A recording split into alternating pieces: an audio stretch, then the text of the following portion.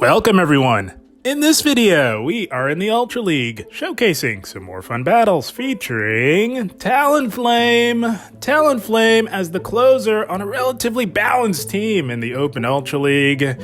And we are tucking it in the back, we're hiding it because a lot of people lead with Talonflame, which is quite predictable, leading to a lot of players planning ahead for the Talonflame lead. So we're tucking it in the back, hiding it, and gonna preferably keep a shield advantage for it. And also on this team, we've got Alolan Muk, one of my favorite safe swap options in the Open Ultra League meta.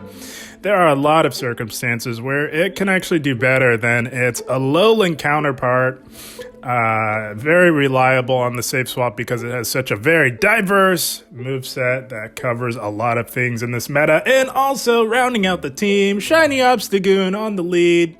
Very solid lead, has a lot of strong or neutral matchups on the lead.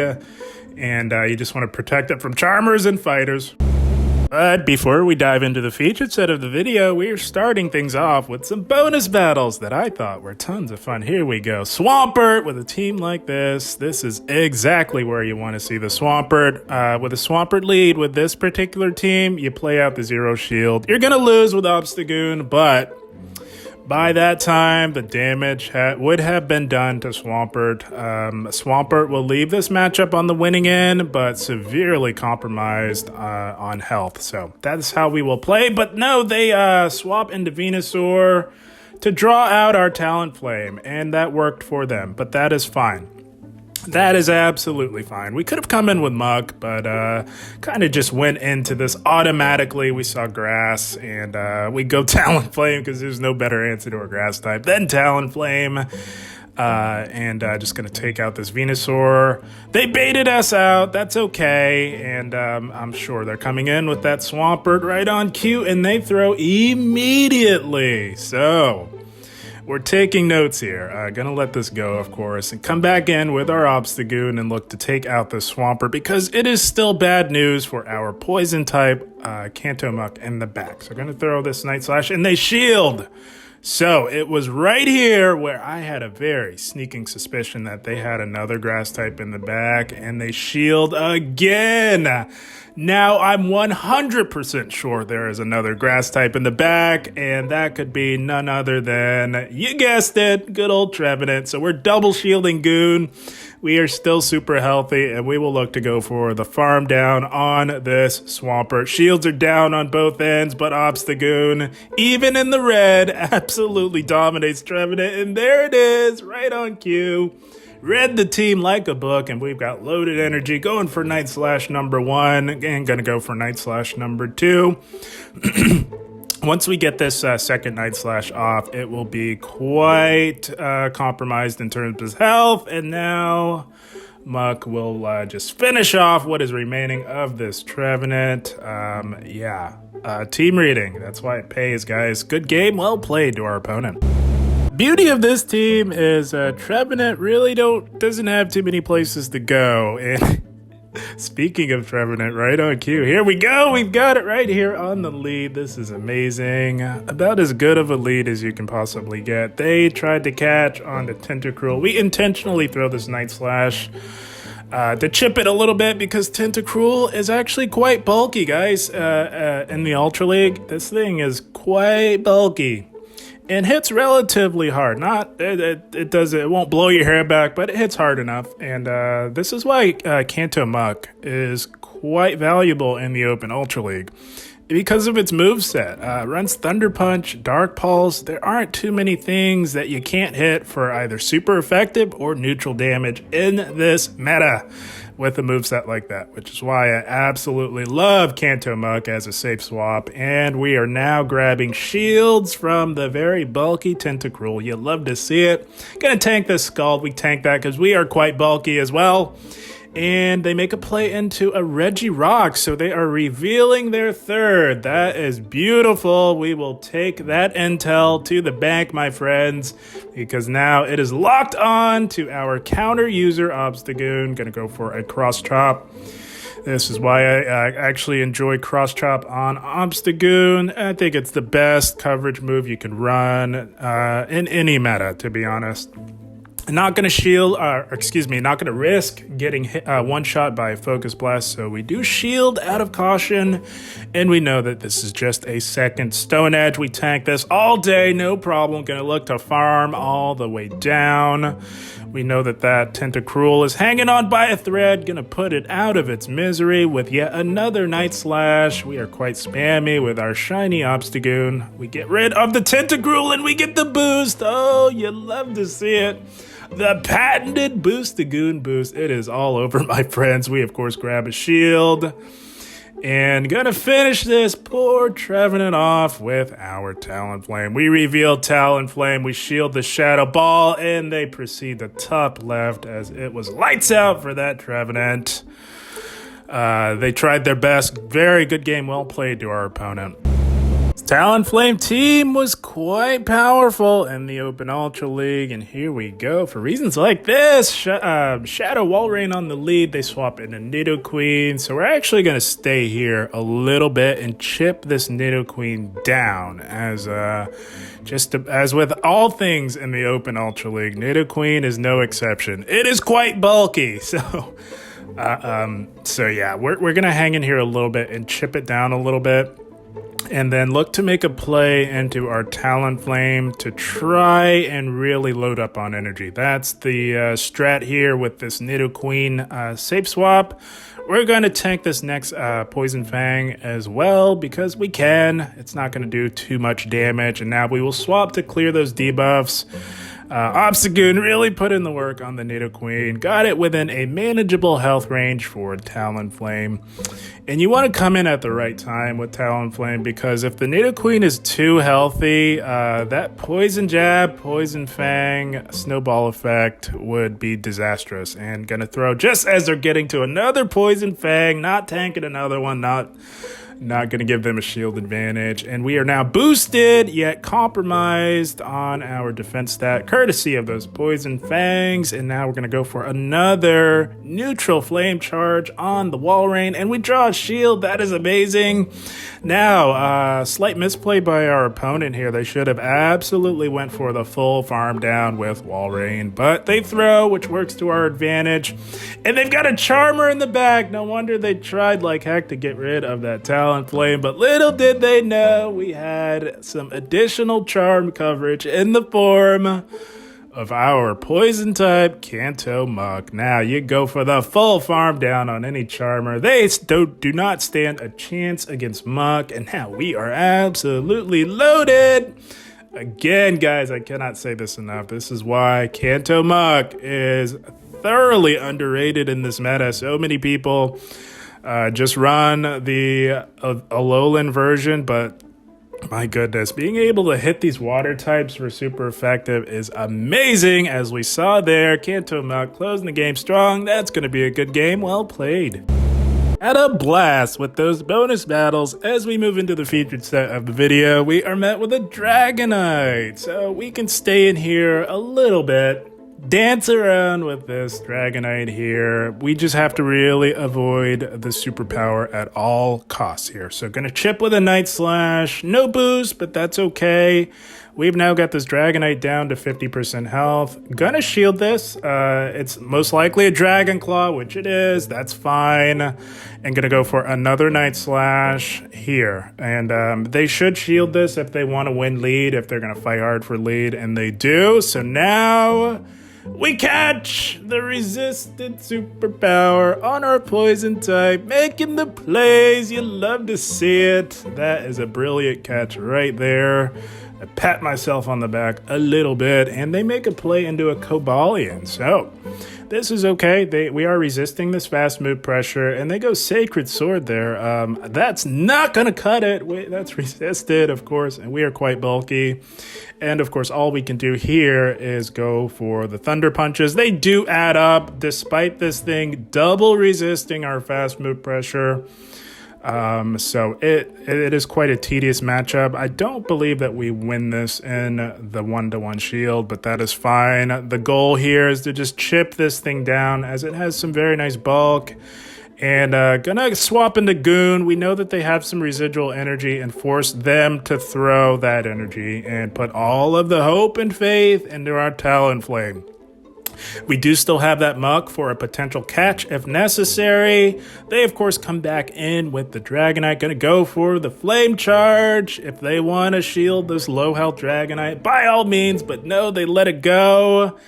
And now they come back in with the Cobalion. That can only mean that there is another Steel type lurking in the back.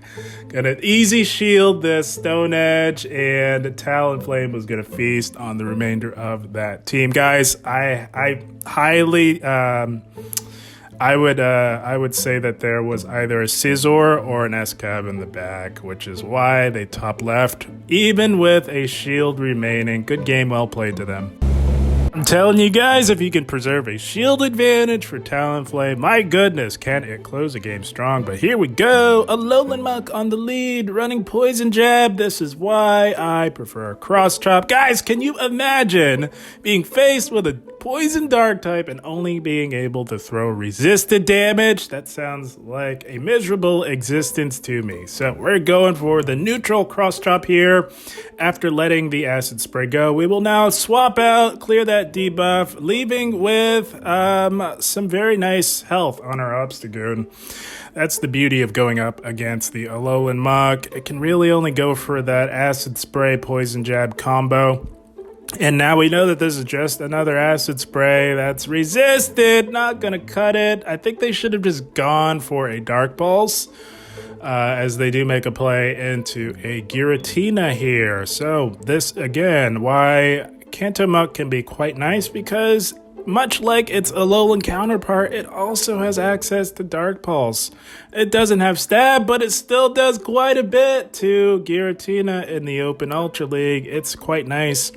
And they're going to throw and not allow us to get to another move. And that is fine. That is fine. We can absolutely come right back in with our Obstagoon and go to work on this Giratina here. Gonna tank everything from the Giratina and try and leave this matchup with as much residual energy as possible. Gonna throw in the CMP here. Gonna go for the Night Slash. It does not KO, but it will be getting it quite low. And now we're gonna try and farm this thing down with double resisted counters. They go for another Dragon Claw. We tank that, no problem. And now we're going for this farm down, and we just can't quite get it. But we know that we tank another Dragon Claw, as Giratina does not hit particularly hard, and we take it out, but we leave with a slither of health, and they have a Virizion. They get through a double kick, so we will not get to another move, unfortunately. But Talonflame is primed to destroy the remainder of this team. It is amazing. Easy shield here on the potential Stone Edge. And now we are just going to rev up our damage output with a super effective Flame Charge. This absolutely has to get the shield. And Virizion, even when it runs, Stone Edge can do nothing to Talonflame in all even shield scenarios. Gonna go for Flame Charge number 2, and they let it go, and it's over. Yeah, that Muk did not stand a chance either. Talonflame doing what it does best, and that is close the game strong. That's gonna be a good game, well played.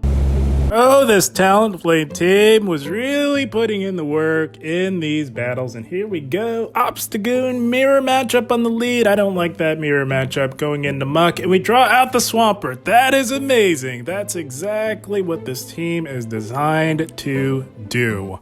Draw out that Swampert in the back, as it is a nightmare for both of these Pokemon, but Kanto Muk is a lot bulkier than Talonflame and can withstand this damage output a little bit better. Talonflame is not a good safe swap at all. You want to either lead with it or close with it, and they do take us out. And going to come in with our Obstagoon, of course. Try and load up on energy. We know that we tank Hydro Cannons, no problem. Obstagoon quite bulky in the Ultra League. It is quite nice, and going to throw here. Not going to let them get to another Hydro Cannon. If they shield, that would be amazing. But no, they let it go. Going to keep the shielding scenario even. They come back in with their own Obstagoon. Very interesting. That's a very interesting play. Gonna chip with a cross chop. Oh, that does quite a bit of damage. And now it is Talonflame time. And they're staying in. They're gonna look to chip us here. I don't imagine they stay in throughout unless they are severely weak. No. Oh, they've got a Typhlosion, guys. Very risky going for this when shields are up, but no risk, no reward, and holy smokes, nearly one-shotting that Typhlosion. Yes, we have dropped our defense, but we've got shields, guys, and Obstagoon runs a fast move that is resisting. I'll farm that thing all the way down, and now just rev up our damage. Yes, we are compromised on our defense from going for that Brave Bird, but this Obstagoon is getting quite low, and these Incinerates are absolutely chunking. I think that they're going to try and go for the full farm down here, but we grab both shields. Not going to let that happen. They are absolutely loaded. But we're going to try our very best to either counter down or get to a move. But no, we do get that counter through. This thing is hanging on by a thread. The question is, can we withstand 2 counters to get that Incinerate off? And we do. Holy smokes. What a battle. Talonflame coming in clutch in the end, taking out the Obstagoon. That's going to be yet another good game. Well played. Sometimes it just pays to not bait, and it definitely paid off in that last battle. And here we go, another Swampert lead, just like with the other Swampert lead in this video. You stay in, play out the 0 shield. If you grab a shield advantage, that's even better. And they are at EQ energy. A lot of Swamperts like to bait, but even if it is EQ, we tank it pretty well, pretty comfortably. That's fine. Gonna go for Night Slash number 1 here on the Swampert, hoping for a boost. A boost would be really nice, but no such luck. Gonna go for Night Slash number 2 here. And like I said, you just go, you don't shield anything from Swampert. You get it low, and then look to come in with Muk and farm down. That's the play on the Swampert leads with this team here, and they are going to take us out. That's fine. And now, like I said, you come in with Muk and farm down. The reason why you don't farm down with Talonflame is because you don't... you're not going to be able to successfully, and you don't want a hard counter like Giratina coming in. They come in with a Walrein onto our Muk. We did tank the Hydro Cannon because we could, and we didn't know what they had left in the back. Gonna go for a Thunder Punch here. You just go straight Thunder Punch on Walrein, of course. And the Poison Jabs with Stab do add up. On the large, cuddly Walrus, we tank a Icicle Spear very well. Kanto Muk, quite bulky. Gonna go for Thunder Punch number 2, and they let that go. So now we're gonna come in with Talonflame and try and get ahead on energy here. We didn't want them farming us all the way down and loading up on energy. We throw up a shield here because we know that they're going to make it to another one. And we will tank the second one here as we did get that Incinerate through. So that will register after they throw this.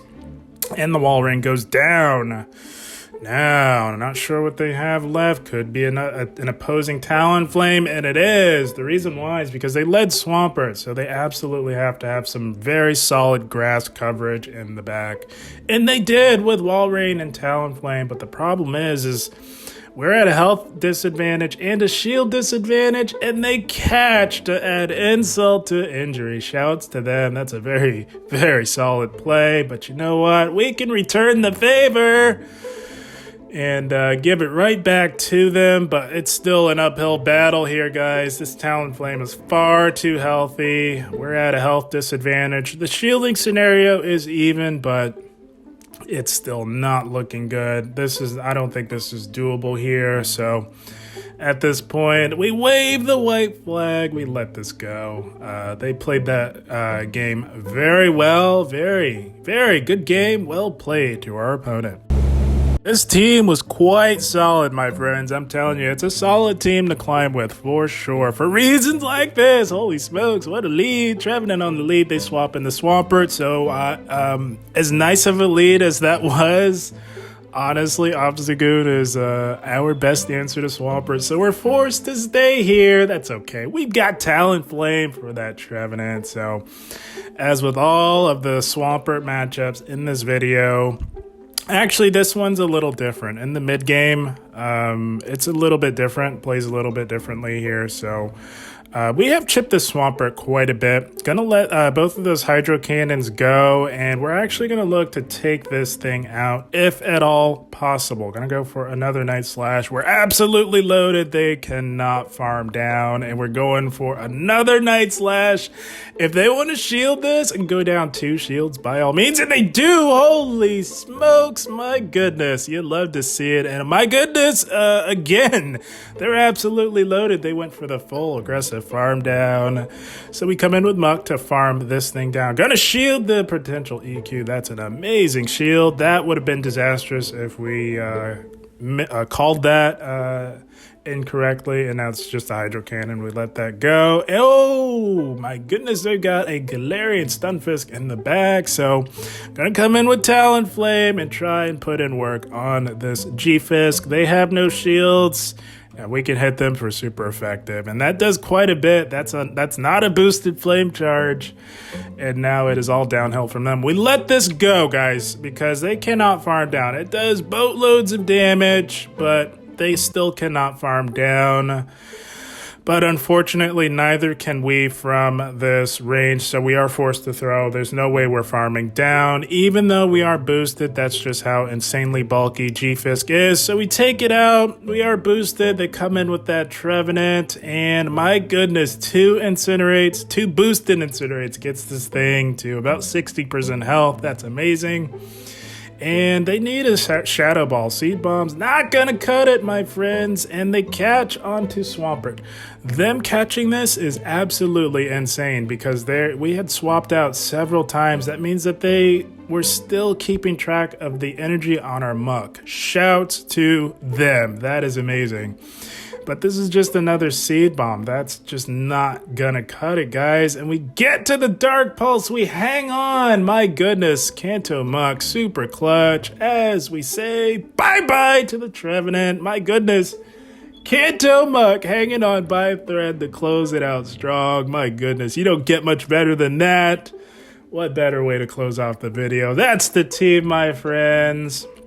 Very powerful team for the Open Ultra League with Talonflame as a closer. I do like Talonflame as a closer because, like I said at the beginning, it is far too predictable to lead with Talonflame. So many people are preparing for those Talonflame leads because that's what everybody does. They lead with it. So we switched it up a little bit. We tucked it away in the back to close for us. And my goodness, did it do that in dominant fashion in many of these battles. Talonflame, as good of a closer as you can get in the Open Ultra League. It was amazing. And if you lead with Goon, you gotta have some rock-solid coverage against Charmers and Fighters, and you absolutely have that many times over with Pokemon like Kanto Muk on the safe swap and Talonflame in the back. Very strong and balanced team for the Open Ultra League. Very solid for climbing. But guys, I had a blast. I hope you all enjoyed. As always, I thank you for watching, and keep up the grind. Thank you, guys.